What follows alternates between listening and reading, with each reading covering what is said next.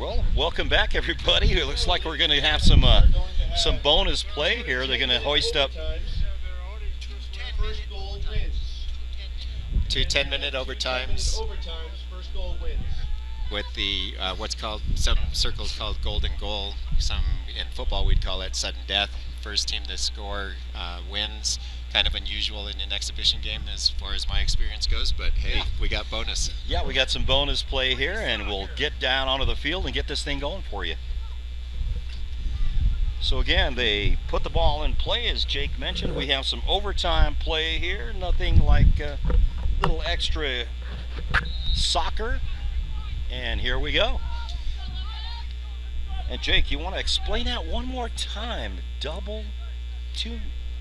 It's basically one overtime period that's split into two halves. So there's 10 minutes and then a brief halftime for the players to switch sides, and then a second half of 10 minutes. But in this case, if anybody scores, the match ends and they're the winner. So, pretty much like sudden death here. Yeah, that's a term that's used in to describe it in a football game, American football game. In some circles in soccer, it's called the golden goal, the way to end the game. So, as we await the golden goal, hopefully the Lobos will take advantage That's of right. that and take this game home. Now that begs the question: if it stays 0-0, are we going to penalty kick shootout? Yes, we are. So, this could be another hour of action. So again, the Lobos will get it back here. They've had some pretty good opportunities with Kafari up in the front of the field, but the Denver Pioneers still, and that will go over to the Lobos. Well, part of the purpose of the spring exhibition season is player development and defining roles, as I mentioned before. But the other part is, for the Lobos here, it's an opportunity to see how they handle adversity. Losing one of their best attacking players to a red card, making adjustments on the field to having to overcome that disadvantage, stretching the game out, creating opportunities. A whole lot of learning opportunities arise from this kind of thing and this kind of situation, and that's the way to approach it. That's the way to look at it when you're under these circumstances in a spring match. And again, the weather has changed dramatically here as the weather has gotten colder. The wind has picked up a little bit, but nonetheless, the players still on the field doing their thing. So the Pioneers will get the ball here. 7:34 left in this first half of the overtime, and they will control it here, getting it back to their goalie, trying to put it back into play here off the right side. As you can see, the ball, as every time it's kicked, it changes its trajectory because of the wind. This is a little bit more what I expected Denver to play like. Once they gained that advantage, was keeping the ball, just being very patient, probing, and not giving it up without a challenge by the Lobos. And another excellent play by the goalkeeper there. They literally took the ball off the foot of the attacking player.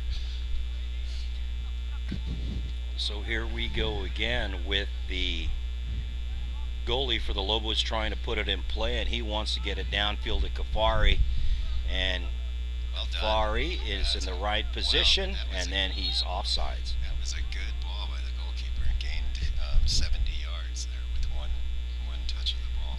And it went perfectly to his player. Unfortunately, Kafari was a little bit too forward and got caught for the offsides. That was pretty sharp on the Denver defense side there to step forward immediately and leave him in that position. He didn't recognize it, didn't make the adjustment. So again, the Denver Pioneers on the left side will get the ball back here and trying to keep control as they work the left side of the field right now. And changing and going in. Oh, nice play here by the goalie for New Mexico. Just over the head of the attacker there. Very sure hands by the goalkeeper. No, he hasn't even had a bobble in this game.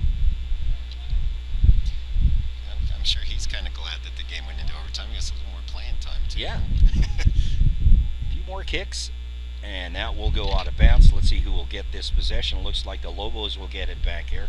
And the Lobos with looking like 5 minutes left in this first half of the overtime. Continuing to play hard.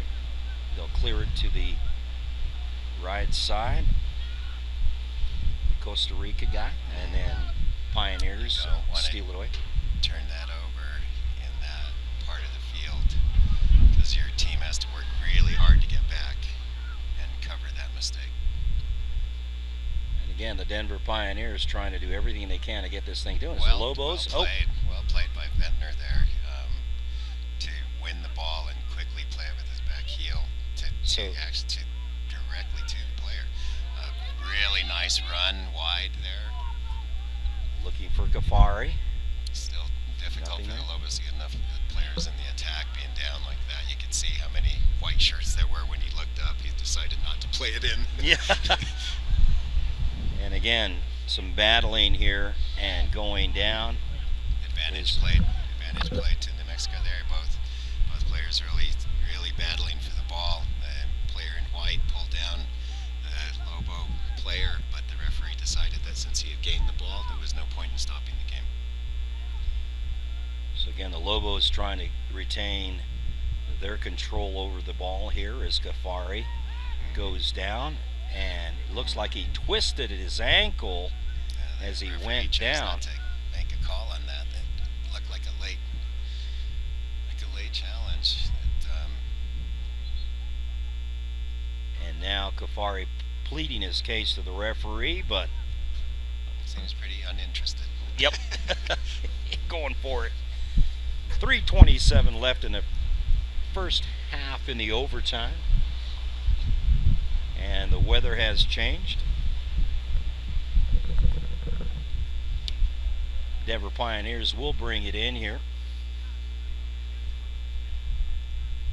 and Lobos will get it back. They'll bring it in on Number a 9 now up at the top, taking Michael Kafari's place. Another foreign player from another New Zealand player.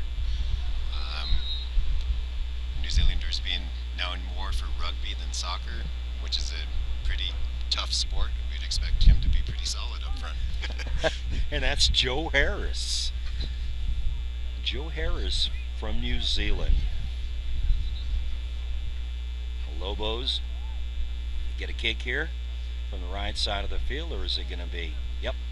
The referee's just trying to get up there and make sure there's no more extracurricular activity. I'm sure he didn't like to see that on his watch. The referees claim possession of these games and take it very seriously. And there it goes in. Oh!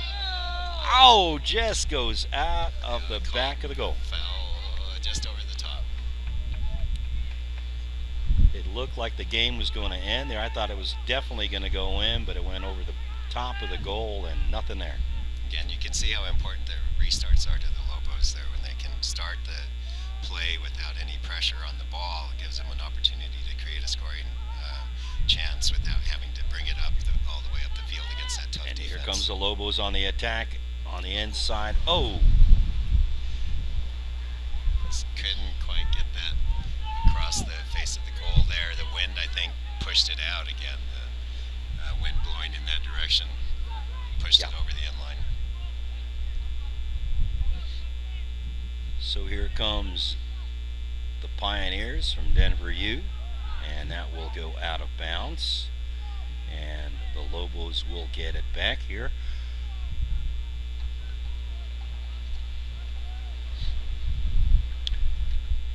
So 1 now minute. Let's see if we can have somebody that gives us the same ability to hold the ball up front there as Michael Kafari.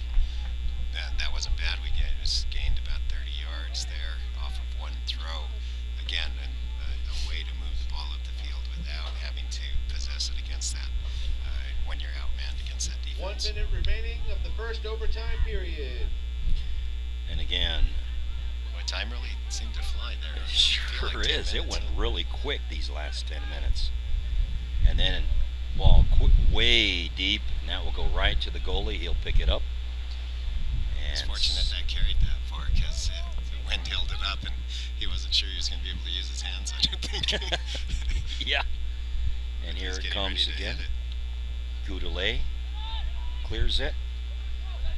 And here comes A Denver. little hesitation there by number 2 for the Lobos. Should have. And made out a of little bit more bounds and commitment. into the stands. Looks like he realized that and made more commitment on that second one. Ball quickly in play for Denver. 13 seconds in the first 10, 9, half of the 8, overtime. 7, Oh no, 6, And there's a shot. 5, And that will go 4, wide. not a 3, bad effort. 2, 1. And that is the end of the first overtime. Good. And we're getting ready for the second one here. Ladies and As gentlemen, we have one more overtime period of 10 minutes. It's on the internet. One more period of 10 minutes. Sports.com. so, another overtime period expired. We're getting ready for the second half of this overtime period. They'll hoist up another 10 minutes up there. And after the overtime period, what happens next, Jake? Nobody scores. I believe we're going to go into a penalty kick shootout. If it's 2 score stands, I don't know if they'll leave it as a tie or not. So we'll just have to wait and see. I didn't get the rules of the match before Yeah. the game, so we'll just And see. And when I first got here, I didn't know we were going to have any overtimes at all. I thought all the games were going to finish Well, 0-0 I guess in I the should have- exhibition. I should have realized that. Very rarely does a match not go into at least an overtime. But I would be surprised if we went into kicks. I think it'll just end after this 10-minute period. But we'll just wait and see. Yeah, we've been surprised once today, could be twice. You never know. So again, 10 minutes hoisted up there in the second part of the overtime period here as the Lobos go ahead and bring out their